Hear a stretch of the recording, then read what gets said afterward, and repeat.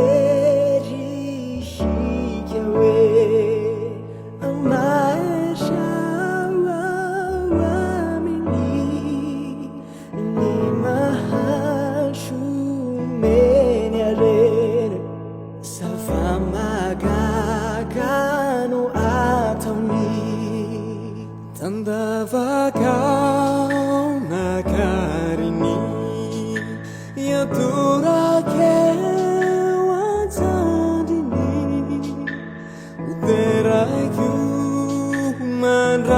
Rakizai irayu ni famudeni Rosana Rosana nani sana kujini shai Rosana Rosana matifa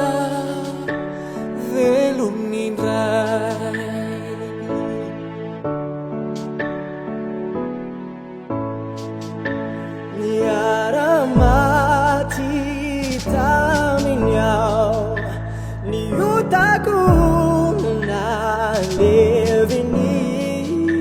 na tanga nulu mau ya Rabbi